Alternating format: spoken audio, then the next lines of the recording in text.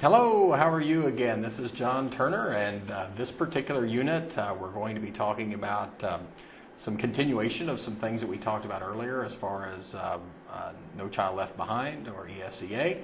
And so those first few chapters that we've had, this last chapter when we were talking about federal title programs and ESEA, sort of gives you the foundation, especially as far as the federal relationship with public schools in any state. And so we're going to continue to build on that as we go through the course. And one thing I do want to point out, just as far as a little advance notice, is, and I mentioned this earlier, but just as a reminder, we're going to bounce around quite a bit in the chapters of the book. And to be honest with you, the big heavy hitter as far as the content area for the course is the special education component.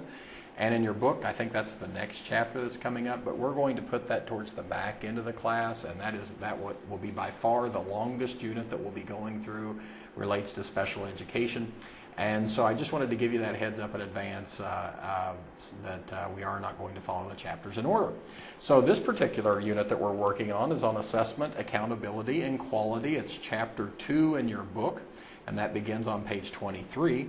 So, and this is all a continuation of how ESEA, or No Child Left Behind, the title that we've called it in the reauthorization of ESEA is No Child Left Behind, how that has impacted what public schools have to do as far as assessment, accountability, and quality. We talked about that in the last unit, but we're going to go into a little more detail. Now, just as far as a little refresher, remember from the last unit that No Child Left Behind has key principles as far as that they were trying to implement as far as the new reauthorization in 2001. And remember that ESEA is the general title given to this major piece of federal legislation that impacts education, and it's been reauthorized every 6 to 8 years since the 1960s. And the latest title of it is No Child Left Behind. And in No Child Left Behind in 2001, there were these 5 points that the Congress and the President were trying to implement at that particular time. One is the initiation of assessments, which we want to talk about, accountability, flexibility, and choice and quality. And those were all things that probably were mentioned in earlier versions of ESEA, but with the No Child Left Behind reauthorization in 2001, it really pushed these 5 areas to the high point.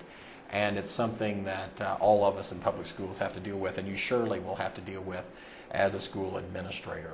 Okay, let's talk about assessments first of all. And you know, whenever we hear the term assessment, I think most of us all automatically think of tests.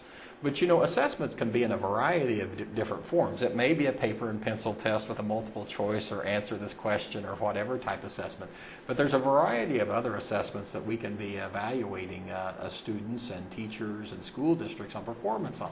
You know, that could relate not only obviously test scores as a primary form of assessment, but we can be assessing school districts on things like attendance, and we can be assessing schools as far as the quality of their teachers. And so all of these things can be sort of a holistic view of what assessment is. But you know, the two that we're going to focus on right now is assessment as far as learning and assessment as far as accountability. And as we've got there on the notes, the highlights for the PowerPoint, assessment of learning can improve academic achievement, but it's also an integral part of the instructional process. So you sort of have to see how we're using this data, this assessment data, to make decisions in school buildings. So we can use data to drive professional development, we can use data to target student interventions, we can use data to provide school improvement initiatives and how we're going to improve our school districts. So we can use all this data to make decisions about what we're going to do in our schools, whether it be directly concentrating on kids or whether it be a more holistic thing as far as things like attendance or professional development. So all of that is data driven, and that data comes from assessments. You know, and the two sort of yin and yang of testing is, are we using testing to promote good instruction, or are we using testing to provide accountability? And the answer is, of course, both. Is that yes, we are using testing to provide for good instruction. That's the reason, for example, that we would take a quiz in this course, is so that you know, that we can take a quiz so I can sort of see your knowledge level and that you're seeing what I think is important, and I'm seeing if you're understanding those concepts and being able to respond appropriately.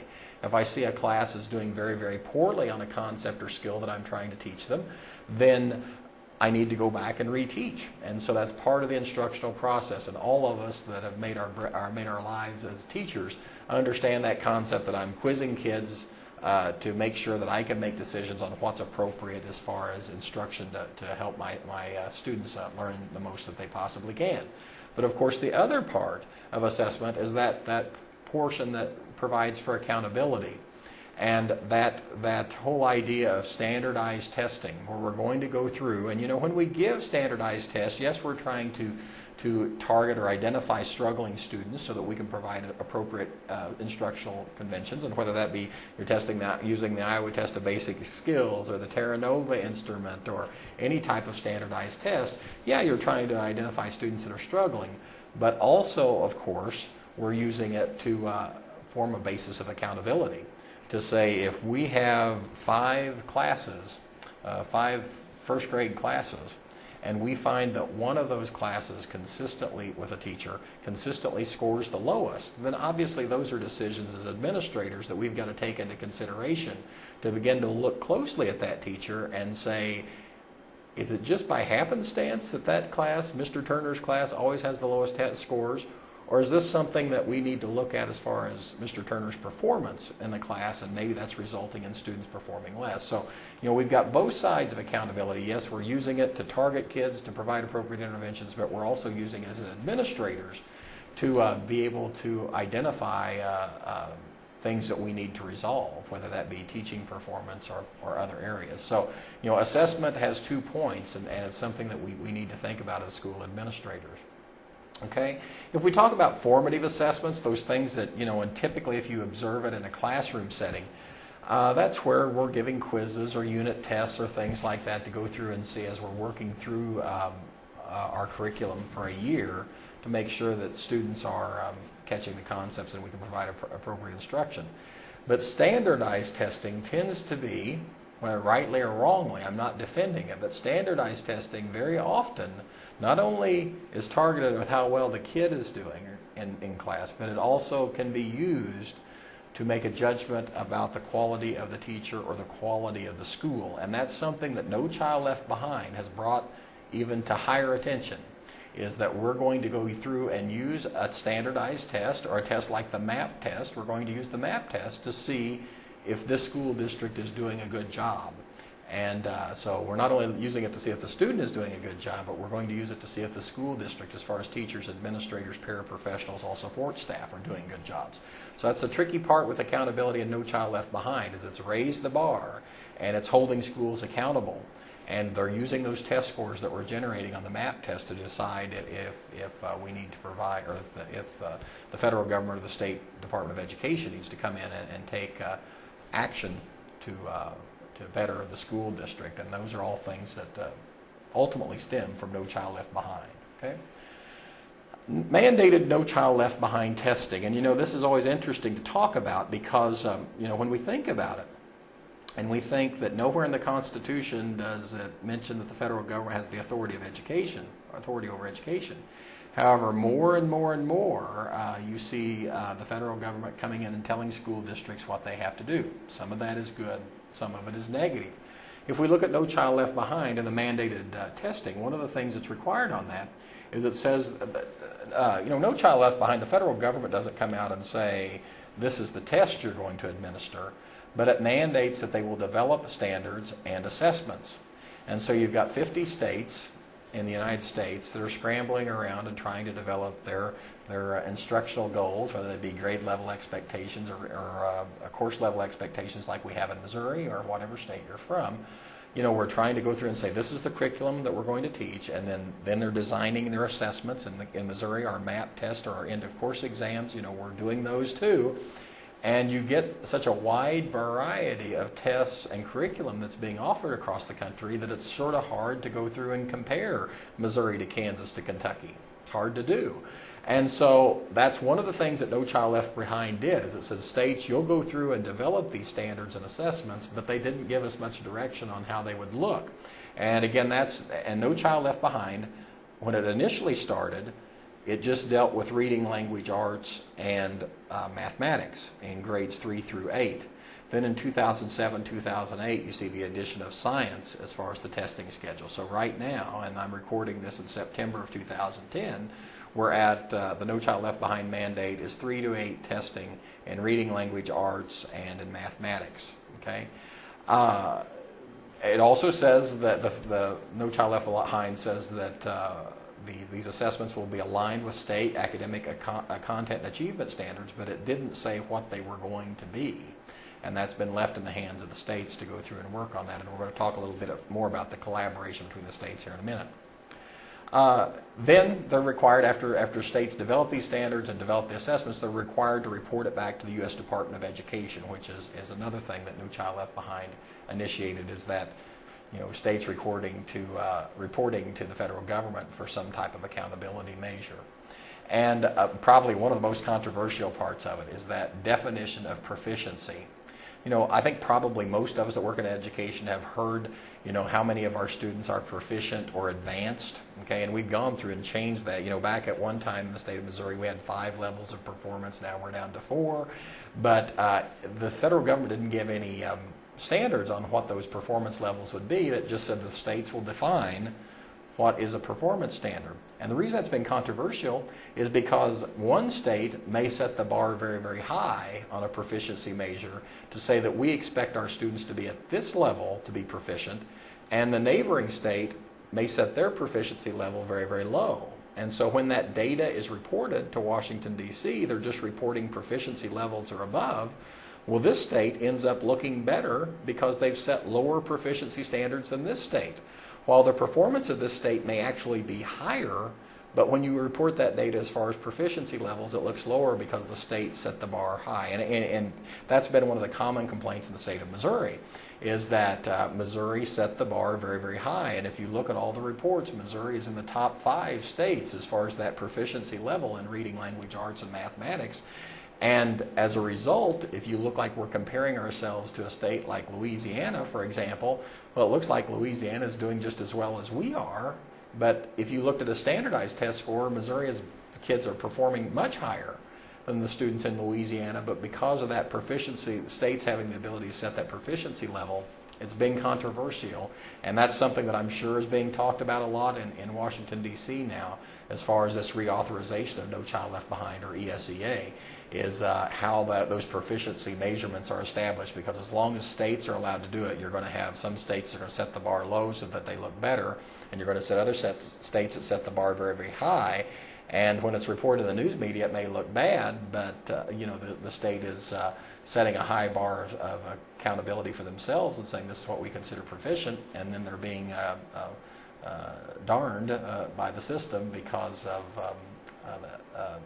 the comparison issue and how states were allowed to set those standards. Okay. Then Common Core State Standards. That's the term that is becoming more and more, and again, I'm recording this in September of 2010, and if you're a Missouri teacher, you've probably heard this.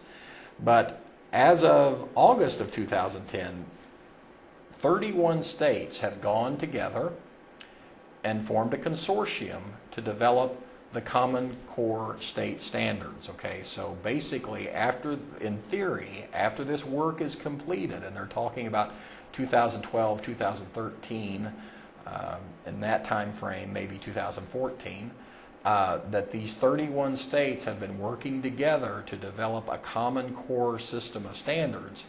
And then, at least when these are finally approved in these 31 states, then those 31 states will all have the same standards and formative and summative student assessments. So, for example, the core standards, academic core standards, like we would call them a GLE or a CLE in Missouri, and the core standards in Kentucky would then be the same.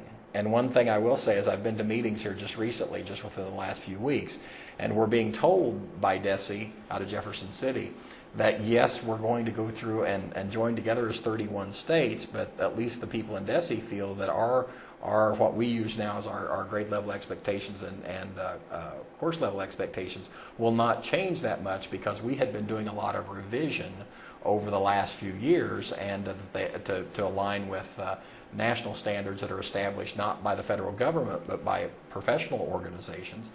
And so they feel like that when we finally shift over to, especially this consortium of 31 states, to these common standards, that Missouri's will not change that much. But again, in theory, after this is all this work is finally completed, then you'll have, you know, the same course level expectations, or whatever they're calling them at that time, same course level expectations or grade level expectations in Missouri as you do in Kentucky, as you do in 31 other states. And I do know, for example, that the state of Kansas is not at this time, again in September of 2010, that the state of Kansas is not a part of this consortium, but the state of Arkansas is. And so depending on what neighboring states you end up working near as far as an administrator, they may or may not be on the same level. But anyway, like I said, that's current news. It's not included in your book especially, but that's something that's coming up as far as these consortium of states working together to develop these common core standards. And again, that all comes from No Child Left Behind. And so that's one of those sort of accidental results of No Child Left Behind. They surely didn't, it wasn't set out in the legislation, but as a result of the complexities and the complications as far as assessment and instruction that have resulted from No Child Left Behind, at least 31 states have said this is better to handle it as a collaborative effort rather than as an individual state. Okay? And in your chapter in the book, it goes into more detail about this, but as far as assessment for children with disabilities, you know, I can remember back when I first started teaching back in the late 80s, you know, many of the students with disabilities that we had never even took the state test. And whether you started with the old, you know, before, you know, the old BEST test was prior to the MAP test, depending on whenever you started your educational career, that many of the students that had on IEPs or special education students didn't even take the test. But that is required now, that all students, children with disabilities, will take this standardized test based on these state standards.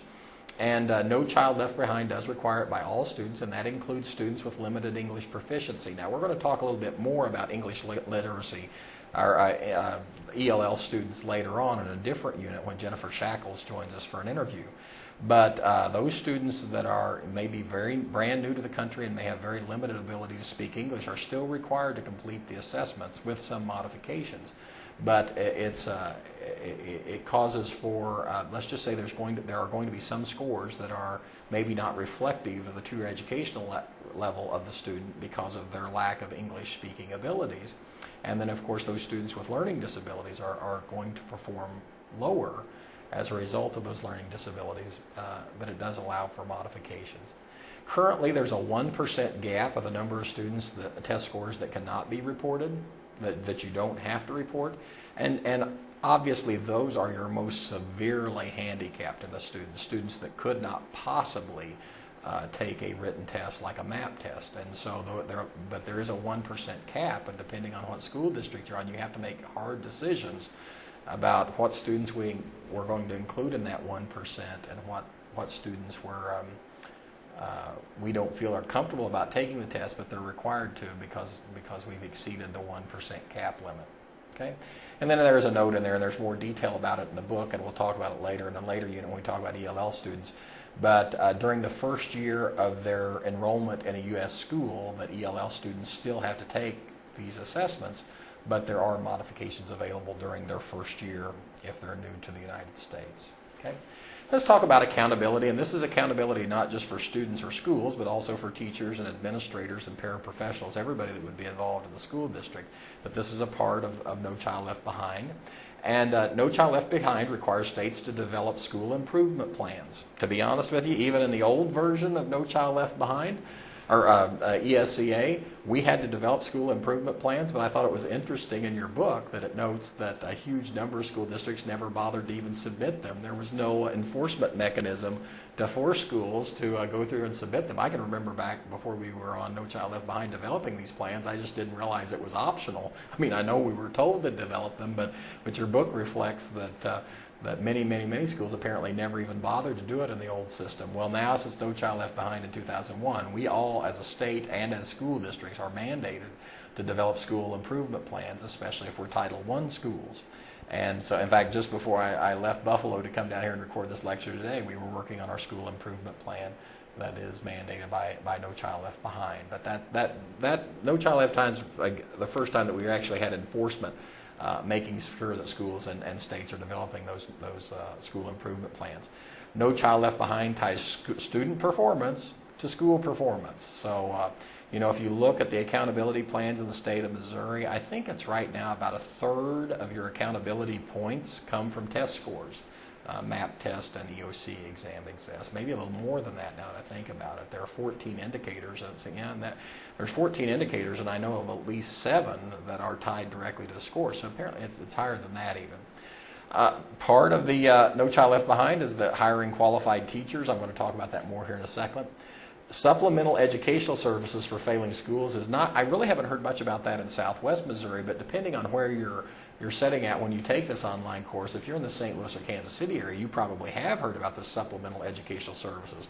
And basically, we talked about that briefly in the previous unit, but basically what that says is if kids are going to a low-performing school and they're accepting federal monies, that they have the right to switch schools, to go to a school that is meeting performance standards. And obviously that it could be, depending on what school district you're in, that could be a huge financial drain on your school district, because if you're a low-performing school and all of a sudden you've got 50 kids that come in and say, I don't want to go to this school anymore, I want to go to this school, then the school district must go through and provide transportation and everything. It can become very, very costly. Now, I really haven't heard it become a big deal yet, but you have to understand that No Child Left Behind is coming in phases. And there's no doubt that if there's not, in the reauthorization of No Child Left Behind or ESEA, if there are not some modifications on that, many schools, including those in Southwest Missouri, are going to be faced by this, where parents are going to say, hey, my school is not meeting the standard and I want to go to a different school. So if as this is being implemented, if there aren't modifications to ESEA shortly, you could see this impacting a lot of schools in Southwest Missouri, and it will be very, very expensive, and some would say rightfully so, because those schools need to improve, and they can either improve by providing better teachers or better instruction and better professional development, or they can do it by paying to send their students to another school district. Okay, and then I'm sure if you're involved, and by the way, table 2.1 in your book shows a whole list of things that states are required to do now as part of No Child Left Behind. State education agencies have to do it. I think that's an interesting table on 2.1, and you may want to look at that inside your book. And then I think most of us have heard of adequate yearly progress, and adequate yearly progress is that standard that says, and right now, and you know, it says it's goals established by the state of Missouri, and if you do not meet these goals that are established, then there are action steps that you have to do. And some of these are very controversial. In fact, you know, many school districts now, especially if they're Title I school districts, as No Child Left Behind is being phased in, one of the first things we have to do now at the beginning of the year is send out a letter to all parents that say, our school district does not meet the standards of No Child Left Behind. And as we move on through that integration, and if just as a refresher in case you're unfamiliar with it, but when we began to establish these new testing guidelines as a result of No Child Left Behind in the state of Missouri, the percentage of students at proficient and advanced would increase on a growing scale. Okay, and eventually the goal is that by 2014, 100% of students will be proficient. Well, let's just be candid. We know that not 100% of our students in any school district are going to be proficient by 2014.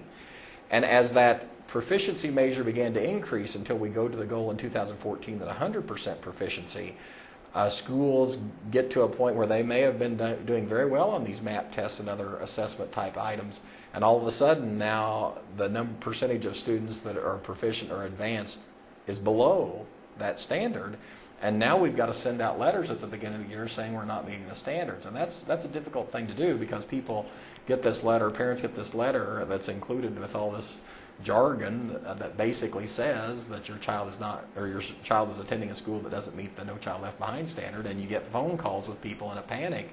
And that's just part of the thing that results from this annual yearly progress report, and it can be troubling for school administrators. It's hard to go through and explain to parents how that piece of legislation and how that letter is mandated to be sent out, and then you go through and say, but, I think right now that I think we're at over 70% of Title I schools in the state of Missouri do not meet AYP. And so, so it can cause for stressful conversations between administrators and parents. Okay?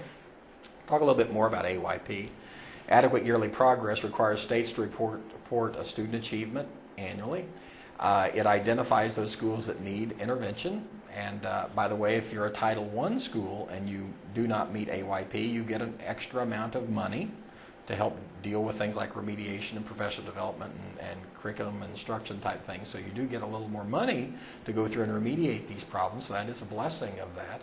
But it identifies schools needing intervention and provides them with some additional funds. You're required to communicate with families about what's identified in that as failing schools. And like I said, right now in Title I schools in the state of Missouri, where over 70% don't meet that. And so they're sending out these letters. You have to offer the option to transfer to another school that has met AYP. Again, it can be a huge financial drain on a school district, including transportation.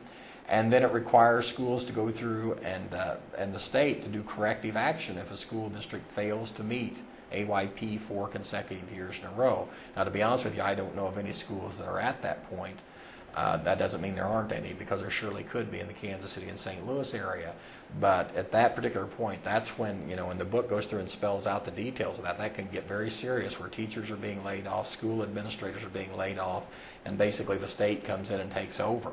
So down the road, this could be very, very, very, it's got the enforcement mechanism there that can make it difficult on schools, especially if they don't meet AYP 4 years in a row. Talk about highly qualified educators. That comes up especially at this time. I'm right now in September, so at the beginning of the school year. And where now, since the reauthorization, we have to go through and report that we have highly qualified educators. And I hate to, because I'm not proud of this, but every school district did this before. But if you're in a small school district like I was in Dora back when I first became a principal in Dora, or even when I moved on to Kabul as principal there, many times you would want to offer a physics class or an advanced mathematics class, but you had no certified teacher that was qualified, had the certification to teach those classes. And in fact, when I was principal in Kabul, I remember that we had a teacher there named Gary Maggard, and Gary had been teaching in the school district since the 70s. And when he retired, we literally begged Gary to come back and continue to teach one period of physics each day, even though he was retired, because we couldn't find another physics teacher. Well, back before No Child Left Behind, what a lot of schools did is, they couldn't find a quality or a person that had the physics certificate, and so they would just go to a staff meeting and say, who knows anything about physics and you're willing to teach it? And then we would basically have an uncertificated person teaching a course just because they had some skills or desire to teach the class. Well, those days are gone. No Child Left Behind. Now you have to report that they are what the law defines as a highly qualified educator. And I guess to that extent it's great. Of course, the problem is that if you live in an area that you're having trouble attracting quality applicants, then that's a real problem. And by the way, every teacher in a Title I school has to be that highly qualified educator level. And then if you're not a Title I school, there's still a requirement to have highly qualified educators for all teachers in core academic areas, whether they're Title I or not. And of course, that's going to be your math, science, comm arts, and social studies. That those areas, even if they're not a Title I school, are still required to meet that standard. And there is a standard for what is a highly qualified educator that basically means that they have a teaching certificate in the area in which they're teaching. How does this affect rural schools? Well, let me tell you, when it first came out, it was a train wreck for rural schools, because they were struggling to get quality applicants that could meet that standard for a highly qualified educator. And so it wasn't really a reauthorization. It was basically the U.S. Department of Education changed their instructions, maybe clarified the instructions in 2004. And what that did is, if you're in a rural school district, you may have a teacher that's teaching science one period and teaching mathematics the next period. And so what this said is, after the reauthorization for rural school, or not the clarification in 2004 for rural schools, it said that if they were highly qualified in one area, like mathematics, then they would be exempt to be considered highly qualified in science as long as they had met the standards required within 3 years. And so that motivated a lot of schools to go to those teachers and say, hey, will you teach this class, and we'll even pay your tuition to go back and get the appropriate education so that in 3 years you can be counted as highly qualified. And so that forced a lot of people to we appreciated the new flexibility to allow us to go through and give us some time to sort of grow our own qualified teaching staff, and so that 3 years has been very, very helpful for rural schools. And then another form that comes back at this time of year, really usually in August, that when you first become an administrator, is you may get the House forms that come in, and you'll receive a packet of House forms from DESE. And basically these are exemptions for people well, first of all, you got science that has a different area of qualification, but these are for basically multi-subject teachers, and typically that is special education teachers often fall under the House qualification. And basically it is a form that you have to fill out that says that it's a one page that says that this teacher, John Turner, teaches in multi-subject areas, and he's continuing to do professional development. We're doing annual evaluations. He's got mentors to work with. Anyway, it goes through and spells that out. And if you can document that, then they're exempt through what we call a house certification. And by the way, that comes in annually. I've got teachers that every year I get their house certification, because as far as their licensure, what prints out on their teaching certificate from DESE, it may not show that certification. And so this is an alternate way that they can be approved or counted as highly qualified through the House forms. Okay, just quickly on serving migratory, delinquent, and at-risk students. Okay. Think about the challenges of migrant students, and I'm not only, you know, and I always will point this out. When you think of migrant students, many of us will think we're thinking about people that are going from one community to the next, maybe especially like in California or Florida when they're picking fruit or something like that, and so that those kids are moving as the crops ripen. The kids are moving with their folks that work in that industry. But migratory can be in a whole lot of different areas rather than just agriculture. It can be, you know, and basically what we're talking about here is the students that, because for whatever reason, are moving from one location to the other, and think of all the challenges that those students face. Well, No Child Left Behind has initiated some things to help provide appropriate services for those students that are in migrant families. And so depending on what school district you're in, that could be a very, very big issue, or it may not be an issue at all as far as dealing with migrant education programs. Something that I've never had to deal with before, but I know in some school districts around the area, especially if you're in the Cassville area or the Monette area or the extreme southeastern or southwestern part of the state, where there are a lot of poultry processing plants or whatever, is the Migrant Education Program, an MEP, and this is an electronic transfer system of health and education records for students, okay? And and you know this, you may have kids that are only coming to your school for a month that are migrant, and you don't receive their records until after they've moved on. Well, MEP, and if these students are part of a migrant family that has worked in with MEP, then that provides the electronic system to make sure that those records are available almost immediately when they enroll in your school districts. That might be something that you hear. I've never had to deal with it, but I know that some schools in Southwest Missouri do. Okay, and another thing is that you're given a grade card on your performance with migrant students. So if you have them identified in your school district, you are required to report out that data. Okay, so something I want you to think about is, what is your role as a school administrator on assessment, accountability, and quality? Okay, so let's think about assessment. When you think about assessment, what are you thinking about? You know, and obviously that's one of the limitations as far as having online courses, that we can't have this discussion in person. But are you thinking of assessment as an administrator in, I'm using assessment to hold students accountable, or am I using it to hold teachers accountable? And if I see students performing poorly on an assessment, who's to blame for that? And how am I going to handle that question, who's to blame? Okay, you know, we jokingly in schools, many times we go through and we say that the high school teachers blame the middle school teachers, and the middle school teachers blame the elementary teachers, and the elementary teachers blame the parents. Jokingly, we say that. But as an administrator, you're going to be in a position of where you're going through and saying, I've got this selection of assessment data, Am I using it to drive instruction, or am I using it to hold people accountable? And on my reflection on this, I think that you'll find that the answer is both. And that many times it's very easy to go through and see a set of test scores and really go in and hammer the teachers. Or really go in and to that extent and hammer the students. Say, students, you got to try harder, you're not doing very well. Or hammer the teachers and say, you better try harder or we're not going to re-employ you. But it's more of I think, an art than a science to go through and say that assessment data can be used to hold both students and teachers accountable. And so you as an administrator are going to be in the position that formulates those questions and interprets them. And I would just advise you to be careful, because it's not black or white. It is a gray area. And those outstanding school administrators are going to be the ones that can identify both sides of assessment and how they can be powerful in improving schools.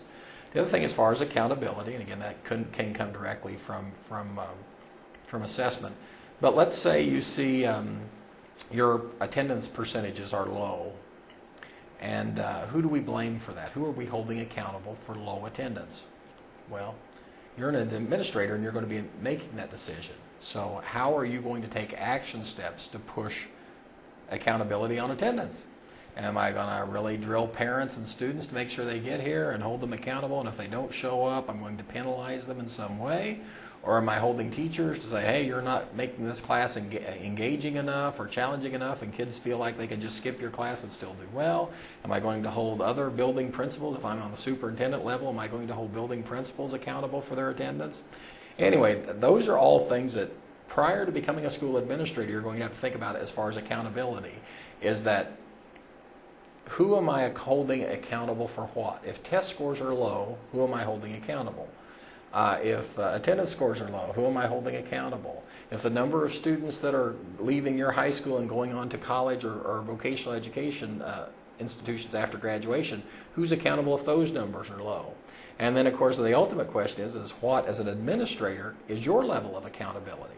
And that's something that we can talk about, but it's something that you really need to think about.